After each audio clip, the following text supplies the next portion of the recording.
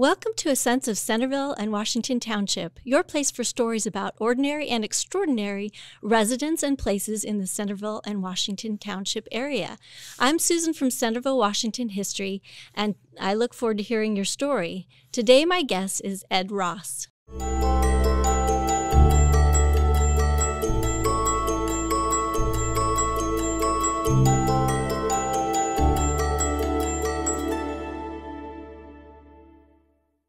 Ed is a member of the Centerville-Washington Township Board of Trustees. He's been the president.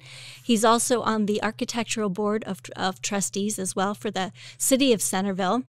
He lives in a historic house, the Ida Weller Wilson Estate, and he's here to tell us stories about how he came to be in this area, how he came to own that house, and some of the things he does for Centerville, Washington Township. Thank you for being here today, Ed. Thanks for having me. Oh, it's great. It's great to have you here. You're one of our favorite people. You're always there to help us out at Centerville, Washington Township History. Tell us a little bit about how you became involved and how you came to live in this house. Well, my wife and I had actually raised our kids in Beaver Creek and had built a couple new houses there, so we'd always lived in new houses. But at one point, we saw an ad in the paper for an open house at a place with barns and some acreage right in the middle of Centerville. And that was intriguing because we couldn't imagine where that could be. So we went to an open house and saw this magnificent old house and barns and chicken house. And it was kind of intriguing, but looked like it needed a lot of work. And it was something different than we'd ever done before. We were still young enough then, this was about 20 years ago, that we thought we could do most of the work ourselves, and we did. So we thought about it and made an offer. It had actually come down quite a bit in price because people didn't know what to do with such a place. And the offer was immediately accepted, and we were shocked. And we left our perfectly brand new house in Beaver Creek with a 3-car garage and a deck and landscaping to come to a house that was built in 1840, 180 years ago, that needed a lot of work. Not only did it not have a 3-car garage, it didn't have a garbage disposal or air conditioning or many of the things we were used to. But we moved in and immediately got to work on it. It was our new hobby because our kids had just recently left the nest, so we were looking for a new hobby. We were empty nesters. The house had not been visited by outsiders for many, many years because the previous owner, who was Ida Weller's granddaughter, was very private and kept to herself. And so shortly after we moved in, there was a knock at the door. And it was Janet the Bobbin, who was one of the cornerstones of the Historical Society, saying, "Hi, we heard you moved in. Do you mind if we see the house?" Because there was such a pent-up interest in seeing a house that nobody had seen in 20 years, and it was a very historic property. So we invited her in, and she was lovely. And after her, we met more people in the Historical Society, and that's what got us into the Historical Society. So from that day on, we've been involved in the society. My wife, Susan, was president at one time. She was curator at our research cottage. I've been president a couple of times, and we're always involved in lots of the activities. And it's been a wonderful set of new friends that we met. And our house and the barn and the chicken houses and the 4 acres that I mow regularly has been our new hobby. It's kept us busy. We're both retired, and we've loved it. It's an investment of love, taking care of the place, and we have had lots and lots of visitors. We invite people to come and visit, and we give them tours all the time because it's a historic property, and we think it's our duty to share it with the public. And so lots of people have enjoyed going through the house and hearing the history of it. That's what we do for fun, Susan. Well, it's not everyone's idea of fun, but I'm really glad that you have, because you're always very open. In fact, you brought this wonderful little brochure. So Ed has this brochure that he shares with people about his particular house and what the house looked like at different times. The back also has pictures. But it is a labor of love, and you're something you're very proud of. But I'd love for you to talk a little bit more about that process of restoring an old property and what particular things you had to do to get it so it was in a state that you could live in for 20 years. Because originally it was divvied up. Yes, it was. The main house was divided into 3 separate apartments, each having kitchen and bathroom facilities, and we wanted to turn it back into a single-family home, which it wasn't permanent walls between the apartments. They were basically just doors in all of the doorways. But before we bought the place, because we had never owned an old house before, so we called in who I thought were the best experts. One was my son's architecture professor from the University of Cincinnati, and another was just a friend who I used to work with who was into buying old homes in North Dayton and restoring them and selling them. So I thought those 2 people were much more knowledgeable than I was. And they both visited, and the professor looked all around and he said it was one of the finest old homes of that era, that had been preserved, and it was very original because it had only had 2 families living in it in those 180 years. So he liked the house. My other friend was crawling in and out of the attic and the cellar and looking at every nook and cranny, and came back and said, well, you've got leaky pipes, so it looks like your plumbing needs replacing. You've got some pretty good termite damage in a couple places. You've got asbestos covering the heating pipes in the cellar. And of course, everything has got lead paint. But other than that, this is a beautiful house. And all of those things can be fixed. And we agreed that those were, as long as we knew what those issues were and that they were easily fixable, we said that's good. The biggest issue was that this was an old oil furnace in the cellar with hot water heating and radiators. And there was radiators on every wall in the house, which made it difficult to place furniture. And also, there was no air conditioning. And in that 2-story house, in the summertime, you absolutely couldn't go up into the 2nd floor because it was too hot. And that was the reason it hadn't sold, because a lot of people had contractors that came in and said, you can't put ductwork in solid brick walls. Well, we found a contractor who could figure out a way to do that.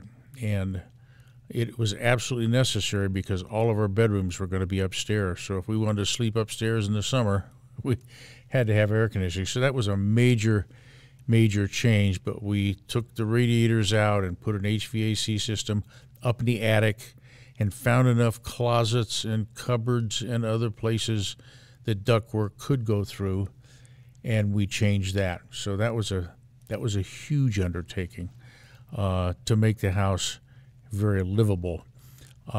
Most of the other renovations we've done have been to improve the looks of it. We chiseled out an old fireplace, which was the main heating and cooking fireplace, that was all sealed up with concrete and just plain, and we chiseled all of that out and restored the fireplace to its original stone 1840s appearance. We had some other places where we had interior chimneys that were brick that we chiseled plaster off of them to expose the old brick.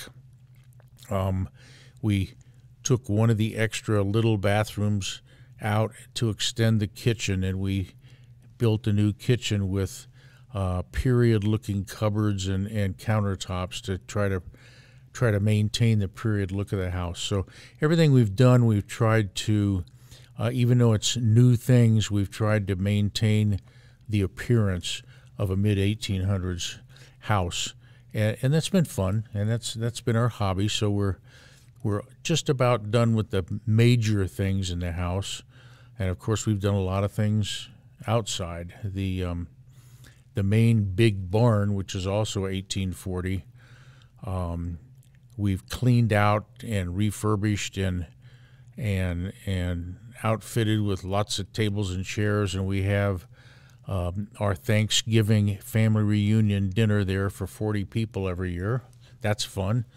In addition, we have various charity events and meetings. We don't charge and have events. We just offer it to people to use because we're proud of it, and it's a good venue to have meetings like that. So the big barn has been fun to refurbish and have for events.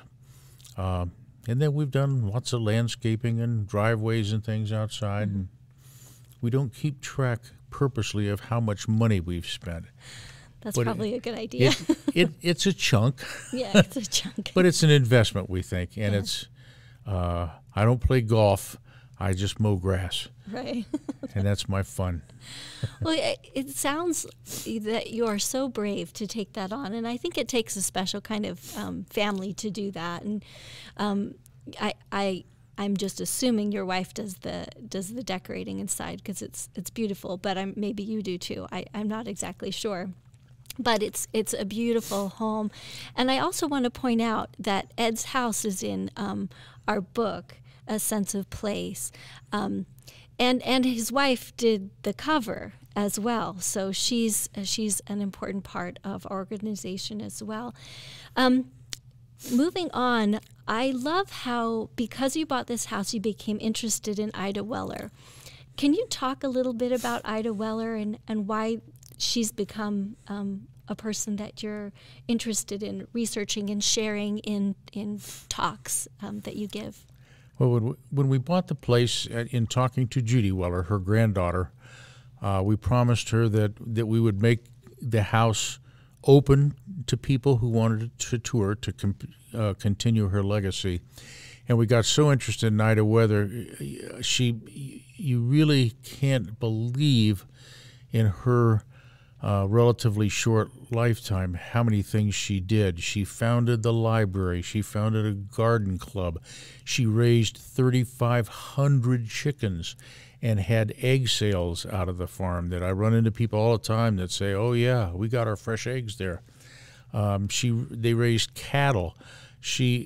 When she was working out on the farm with the chickens, she wore slacks, which was talked about and looked at with distaste because no one in that era, a lady would never be caught wearing slacks. But when she was out in the chicken house slopping around with those chickens, she thought it was appropriate to wear slacks, sure. Which I think it is too. And what time period are we talking about?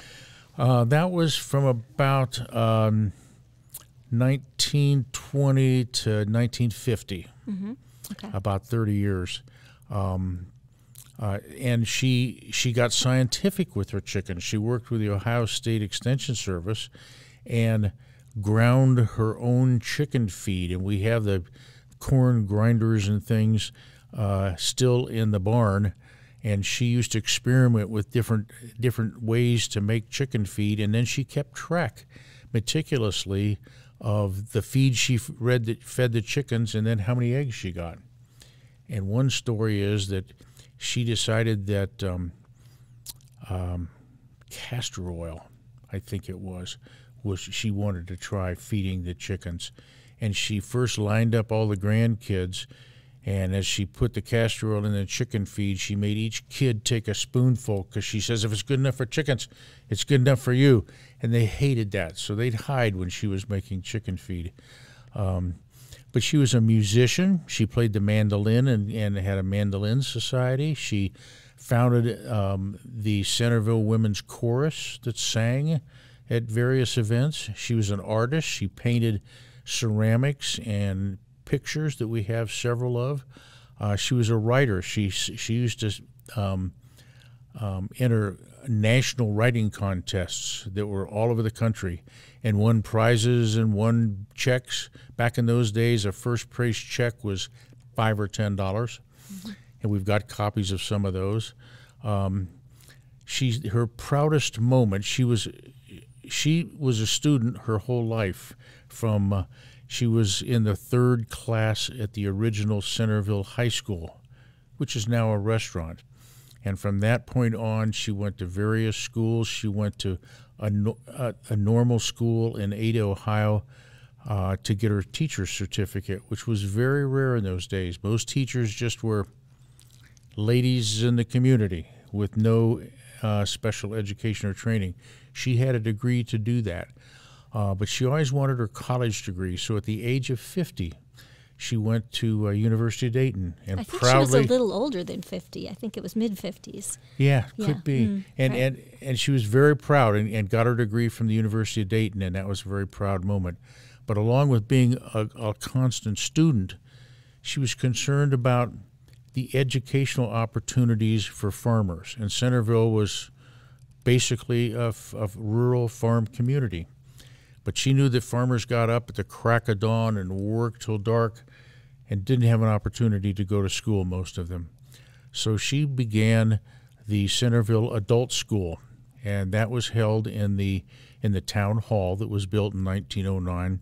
She charged families $1 a year per family to come to this adult school, and she got speakers from all walks of life to come and give talks on all kinds of subjects, from farming to politics to all kinds of social things that farmers weren't usually able to see, and that was her proudest achievement, she said. Another thing she did is she found out that none of the farmers had ever been to a movie before. And that was the era of silent movies. And so she wrote letter after letter to the president of Lowe's Theater in downtown Dayton saying, could you have a night that I could bring all my farmer friends down to watch a movie free? And they had to correspond back and forth several times. Finally, he agreed. There was a movie that they could all come down to see. So she had a caravan of hundreds of farmers on horseback, horse and buggies, all parade downtown to Lowe's Theater to go to this silent movie that's the first movie they'd ever seen. And she just did that for the welfare of the farmers. And she gave lectures all over the state at different farmer clubs and institutes and things, again, on all kinds of subjects. So she was a lecturer also. But to look at the list of all the things she does is just, it's hard to believe one person can do that in their lifetime. Yeah, as you were talking, it made me think, was her husband Arthur? Is that, yes. Do I have that correctly? That I think it, we don't talk as much about him, but to have a great woman, you've got to have a very supportive male, especially at that time. So, kudos to him as well for being that support for her to go back to school and to do all the amazing things that she did as well. Do you know anything else about Arthur specifically? Arthur, we've got to mention as well that Weller School is named after Ida Weller, so that's an important thing. Yes, Ida Weller School was named after her. Arthur was very much in the background. We have dozens of newspaper articles, and no photos of him in the newspaper articles. We have some photos of him, but he basically ran the farm. It was 160 acres in those days, whereas today the little homestead's about 4 acres. All the rest of it's part of Black Oak Estates and other housing developments along Clio Road.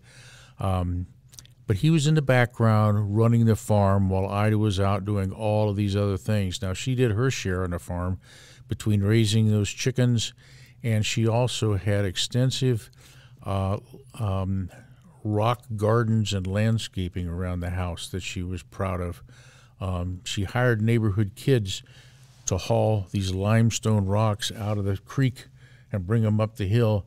And she made these rock gardens that she planted all kinds of flowers and things. And so she helped run the farm also, but Arthur very much stayed in the background. It was not in the public view as much as Ida was. Not everyone's suited for the public view, Yeah. but that's very good for her. Mm-hmm. Well, would you tell us a little bit about how you became part of Centerville-Washington history? When Janet DeBobbin and others were so curious to see the Weller estate, and we welcomed them in to tour, that's how we got involved. They came in, we met them, and somebody along the line, I'm sure, says, "Wouldn't you like to be a member of the Historical Society?" And we said, "Sure." And it's been fun ever since. We've met so many great friends and had so many good experiences that's really something we're thankful with. And it just kind of came with the house, because the house was a historic property, and the Weller family and Ida Weller were so well known. We just took advantage of that, and that got us into the Historical Society. We were brand new to Centerville, and when somebody said, "Would you like to be president and would you like to be curator?" we thought, well, we don't know anything about Centerville history. Mm-hmm. And if you're here in a short time, it just kind of permeates your being. You learn it just by accident. And after a while, you get to know so much. It's not that big a town, but you get to know the history. You read the books that the society has. After a while, you think you're an expert. And now I give talks on Ida Weller, on historic places in Centerville, on the old Centerville cemetery, mm-hmm. as if I was an expert, which I don't think I still am, but I have a lot of pictures and can talk about it. Yeah, and I think the more you learn about history, the more you realize you don't know and you want to know more. So yeah, I think none of us are technically experts, but we're learning and we're enjoying what we learn. And that brings us to another topic of this cemetery cleaning, which a few years ago we had a big push. Can you talk a little bit about that? It came about from every year we do school tours, and we tour them through our various museums and around town. And the last spot on the tour is the old Centerville Cemetery, which goes back to the late 1700s. And we'd tour the kids through there. Joe Elliman and I would do that. And every time of the 30 kids or so, one of them would say, "Geez, how come some of these tombstones are fallen over or broken, or it's got so much mold and stuff on them, I can't read it. Why is that?" And after hearing that many, many times, it hit us that, yeah, why is that? What can we do to fix that? And so I got hold of the man who was in charge of all of the, and that's owned by Washington Township, as the others are also. And he was in charge of all the landscaping, and they do a beautiful job, meticulous job of mowing and weeding and everything. I said, "How come you don't fix these tombstones?" As we said, he said, "Oh, we're not allowed to, because that's the property of the families, so we can't do anything to those tombstones." I said, "Well, that's a shame, because it's been 200 years. I don't know if their families are still around." So I took a bunch of photos of the condition of the tombstones and did a PowerPoint presentation and went to the Washington Township trustees and gave a presentation and told them that several of us had been trained by a professional on the correct way to clean tombstones, and that I could assure them that we would have adults only working on these and supervising people, that we knew the right way to clean them, that we could do that with volunteers, and we need their permission to do that, since these have been family property up until that time. Washington Township was impressed with the presentation, gave me a substantial grant of money to hire a professional to help in that. And over the first couple years, we had hundreds of volunteers. We had the whole Centerville City Council, the whole township trustees and their families come and spend hours and hours scrubbing away at those tombstones. And it was a beautiful transition. We have one final part to do, and that is the picking up fallen ones and patching together ones that have broken in half. And it takes a professional company to do that. And we hope to finish that this summer. But it's a lot of people in the community got a lot of satisfaction in helping restore that cemetery. And there's a few other smaller ones around town that we would like to continue that process. But it's fun. It's very labor intensive. The correct way to clean a tombstone is not with power washing or chemicals or bleach or any of those things or wire brushes. It's with a soft brush and an hour of hard scrubbing per tombstone with water. And that's the right way to do it. So it's the hardest way you can imagine to clean one is the only acceptable way. But it's a lot of people really enjoy doing that. Yeah, I was actually part of that group. And the cemetery we're talking about is behind the restaurant Chiapas on 48. Mm-hmm. That's an old pioneer where a lot of the founders of Centerville are buried. And it was a lot of fun to go and see the rewards of taking something that was dirty and making it beautiful. You can see the writing. Now, some of these tombstones are made of sandstone, which you have to be extra careful with. So you should never clean a stone unless you're familiar with the technique and are using appropriate tools. And some of the sandstone, they're the most deteriorated tombstones because they're so soft, and some are not legible. But we have records from 50 years ago on what each tombstone said.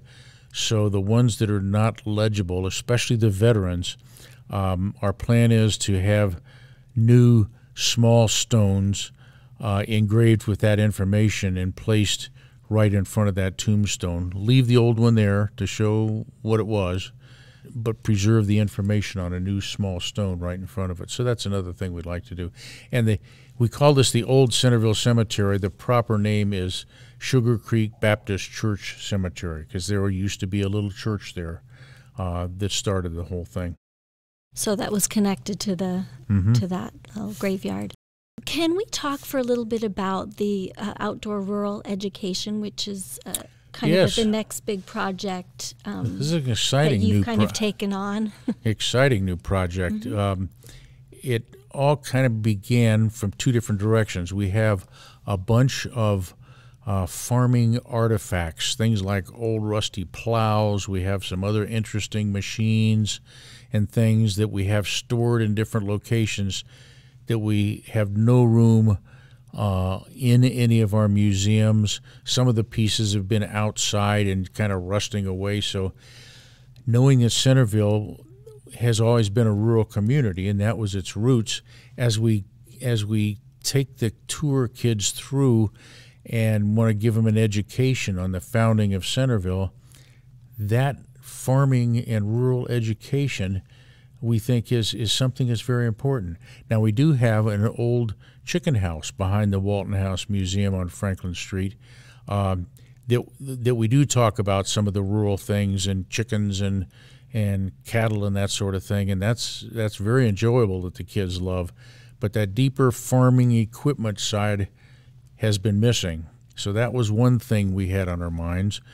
Then a couple years ago, in the transition that's happening in uptown Centerville, there was an old rickety barn on the south side of Franklin Street that the city owned, and it was a safety hazard because it was falling apart. And as that was demolished, it was found that inside there was some old hand-hewn beams that was originally a small cottage inside that barn. And when my Board of Architectural review approved taking the barn down, we made the condition that if there were beams that were salvageable, we would make an effort to repurpose them because we couldn't get in the barn. It was stacked to the ceiling with the refuse from a company that had been leasing it for a long, long time. So sure enough, as the barn was coming down, these beams were saved. And they were transported to my backyard where I have a big barn to store them in. and we sorted the good ones from bad ones and cataloged them and inventoried those beams with thoughts of, maybe we can use these to build something by the Walton House Museum. And that has gone to the point where we're having committee meetings to build another small building, the same footprint as the chicken house, 10 feet by 20 feet, which is big enough to store almost all of the artifacts that we're talking about. And we're going to have a company that specializes in reclamation and restoration of old buildings. They work on log cabins and all kinds of old structures. They've done a lot of work with Carillon Park. So we think that's the company that can help us build this out of these hand-hewn beams, and we've got a bunch of them. And so not only can the kids walk into this building and see this farm equipment that we can explain, but they can see the way that farm buildings in that era were built, because these are going to be hand-hewn beams with mortise and tenon joints and wooden pegs instead of nails and things. So it'll be an old-time architecture experience and an old-time farming experience with all the artifacts. So we're really excited about that, and it's going to be fun to build that little building and fill it full of all of the stuff that we've had hidden away in storage for so long. Sounds like a big undertaking, but Ed can get things done. And speaking of that, getting things done, let's talk a bit about Sense of Taste, which is our big fundraiser. First of all, how that came to be, and the process that you go through, because you put a lot of time and energy into this, so we really appreciate it. It was 11 years ago that we were talking about needing a fundraiser to earn some money. The city and township do help us quite a bit, but we wanted to show that we could work hard and earn money to support our organization ourselves. And my wife and I had recently been to other taste things. There was a taste of Greene County that they held out at Wright State, and we went to that, and it was huge, and they had a bunch of vendors there, and they were running out of food, and there was no place to sit, but thousands of people came. And then we went to the Taste of Kettering that they have at Frey's Pavilion. Lots of good food, and it was a charge to come in. And again, as you walked around juggling these little plates and a drink or two, there was no place to sit. And you could only hold a couple things and balance them and try to eat.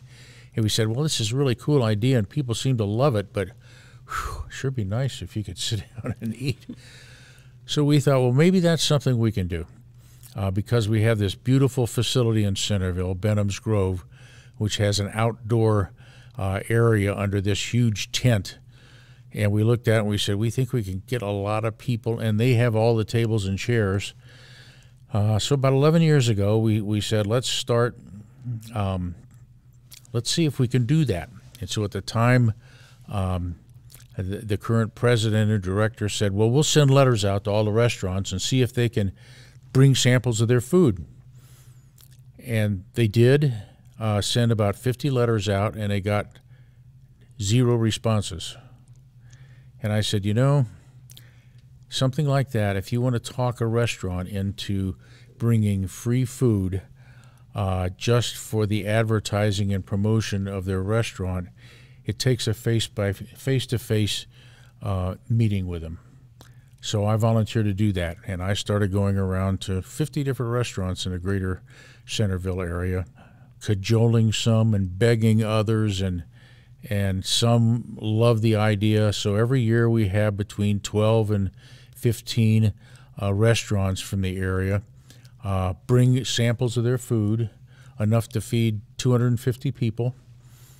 We have music, we have some artwork, we have some other displays going on, and it's become a wonderful social event every year. And my friends who come start calling me a month ahead of time saying, can I get tickets?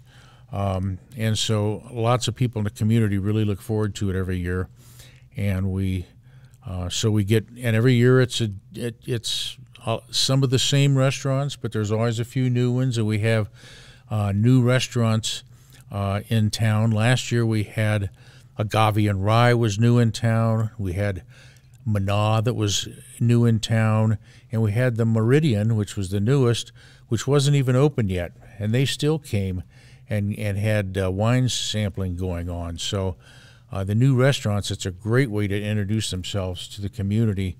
And this year we'll have a couple other new ones that we can integrate into the process. But I think it's the greatest party in Centerville every year, and it's a lot of work because we have to get health certificates, we have to get liquor permits, we have to do a lot of paperwork, and everybody has to show up and in a short period of time set up all of their food.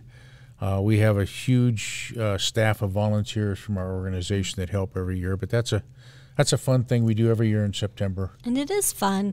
It does take a lot of people, but it is the big event. And we have, I forgot to mention, we have seating and tables for and everybody. chairs. So you can get your food and you can sit down. And we have beautiful tables with tablecloths and flowers on every one. So it's a more relaxed taste event than some of the others around town. Yeah. It's a lot of fun. And you don't shy away from work. You are always in the middle of all the work that we do, and we appreciate that. Well, the last thing I think I'd like to talk to you about is maybe some of your favorite things to be involved with in Centerville-Washington history. I know with the education, you do the chats and you do the school tours. Can you talk a little bit about the chats and the school tours and experiences you've had doing that? The chats are myself and I think 4 others in our organization. There's a whole bunch, actually. Have specific things that we have half hour to an hour programs that we've given all over town to various organizations that look for noontime speakers. Some of the assisted living places in town love to have speakers come in and talk. I was invited to talk at the Sinclair new building on Clio Road. And I was a little bit, they said, could you give a talk on Ida Willer? I said, sure, I've got a program. And my program was an hour. And just days before I was to give it, they said, now, you'll be speaking from 10 to 12. I go, 2 hours? And they said, well, yeah. I go, oh, I wasn't aware of that, but I can do that. And I have a propensity to talk too much sometimes, but you're very relaxed in talking, and that's good. I had no problem stretching an hour into 2 hours, and that was a lot of fun. But every one of those I give, just because of the nature of the places that we give these talks, they're senior people, most of us, and every one of them somebody says, oh yeah, I went and bought eggs at the Ida Weller farm, or I know this person, or I saw that, and I get stories from them at almost every talk I give, and I just love that. It's fun to get that kind of feedback. So those chats we've done all over town, all of us, and that's a lot of fun.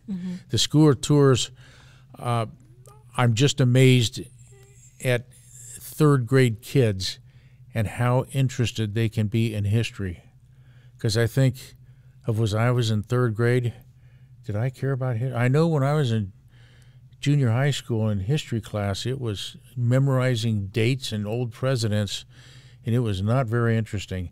These kids are fascinated because of the volunteers we have telling them all this stuff. And even in the cemetery, I was shocked when they found that interesting, when we point out who the city founders are and various stories that go along with some of the grave sites there. And we get funny comments. I used to start my tour in the cemetery saying, there's a lot of famous people buried here. And one little boy thought about that and said, is Michael Jackson buried here? I said, no, I'm sorry. And he had a couple others he asked about that I had to turn him down also. And so I've changed that to, famous local people are buried here. So there's not to confuse them. But the tours, and I know the volunteers at all the different museums and sites love touring these little kids because they're so interested, which I'm no longer shocked at it, but I certainly was in the beginning, and it's amazing how much the kids enjoy that, and it's part of their curriculum in school. We also have all of the summer school programs that I'm the worst one to list them all, but they're all kinds of crafts, and we have our little simulated school building that's out front of the Asheville Wright Museum that they have like a half-a-day school session in there, and they do everything the old way. They have slates and chalk and chalkboards and benches and tables, and they have that session like it's mid-1800s school. And then there's one that myself and a couple of our other guys do, and it's woodworking, primitive woodworking. And that's defined as using hand tools, no electric things, using hand saws, hammers, screwdrivers, hand drills to show kids how they can build something. And what we have them build is little birdhouses. We start with pieces of wood that are cut to approximate shapes, and the kids hammer those things together and glue them and saw them, and they're so proud, no matter what that thing looks like when they're done. They're so proud of their little birdhouses when they leave, and they get to go home and paint them and hang them up in a tree, and birds come to them. And we've been doing that for years, and it's very popular and very fun. That's fulfilling. The kids love to make things like that, and they don't often get the chance to use those kind of tools and actually make something themselves. So that's a lot of fun. Yeah, and it's fun for the volunteers as well. I know the people that volunteer look forward to that opportunity to be with the kids. So it's a great intergenerational time. Going back to the school tours, though, I think what they enjoy is that they're out of the classroom, and I think that's what's so valuable about the buildings we have and the the cemetery that we tour, and even sometimes we're able to go around Benham's Grove and see the pond, which was the old quarry. So when kids get to go, or even adults, we like to go and see actual history and then talk about it as you're in the historical place. And that really makes a difference in bringing history to life for the children. And let's face it, just getting out of school for the day, and usually the weather's nice, and they get to march down the street, and they have their little backpacks with their lunch in them, and it's their favorite field trip, and they get to see fun and different things. So the kids love it, and we love it. Some people say, "Isn't that a lot of work?" And none of us think that's work.